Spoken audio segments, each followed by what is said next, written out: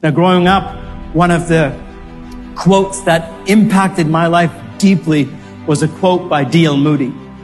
The world is yet to see what God can do through one man who is fully yielded to him.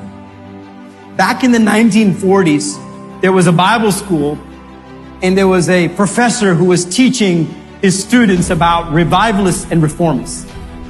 He was talking about all the revivalists who had lived in history and how they shaped Christianity. And they came to an interesting part in their class where he got to take his students to one of the homes of a revivalist. So one day he gathered all the students and says, today we're going to go visit the house of John Wesley, he said. Students were excited because they had read about John Wesley in their textbook, learned about his influence. And John Wesley lived in the 1700s, one of the most powerful revivalists, and through whom God brought about a shaking revival in the nation of England. During John Wesley's time, thousands upon thousands of people came into the kingdom of God through his ministry. John Wesley was incredibly passionate to preach the gospel. He would wake up in the early morning before dawn at 4 o'clock, get on his horse, and he will ride that horse town after town, village after village, preaching the gospel all the way up till the nighttime. And by the time the day was over, he would have preached from 18 to 36 places in one day.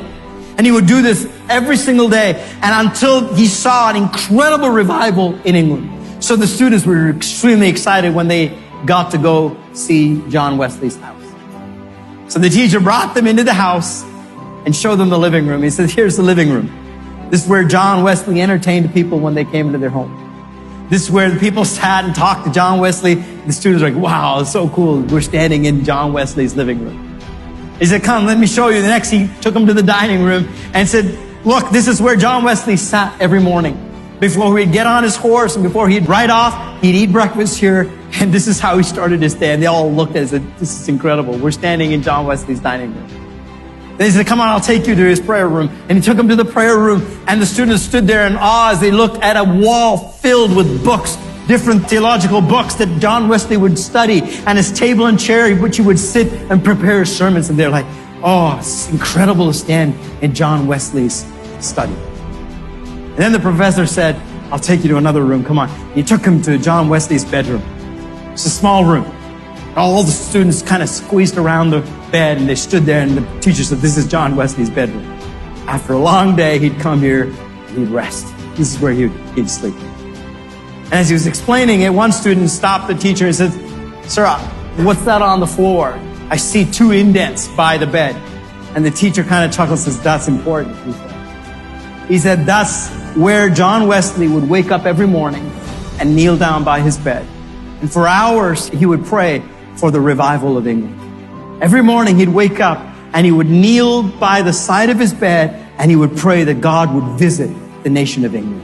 And the students were awed because where he had knelt all those years had actually caused indentations on the floor. And there was 2 little, indentation of knees where John Wesley would kneel every day. Students were awed by it. The teacher said, okay, come on, let's get back on the bus. We're going to go visit some more homes. So they all got back on the bus, about to leave. The teacher realizes one student is missing. So he says, hey guys, hold on, let me go find this guy. Comes back into John Wesley's house, looks in the living room, no one. Dining room, nothing. Goes to the study, nothing. And then he goes up the stairs, and as he's coming up close to the bedroom, you can see a student kneeling by the side of the bed. And he's praying. Tears running down his eyes. The teacher was moved. He didn't want to interrupt the prayer of the student. So he kind of gently came and stood in that bedroom by the side of that bed. And he could hear the student praying. And the student was praying, weeping, and he's saying, do it one more time, Lord. Do it one more time in my generation, like you did at John Wesley's time. Do it one more time. Then he said, Lord, do it one more time through me. Make me like you made John Wesley and used me. And he was weeping and praying, and this teacher stood there moved for a few minutes. And after a while, the teacher said, okay, patted the shoulder of that student, said, come on, it's time to go.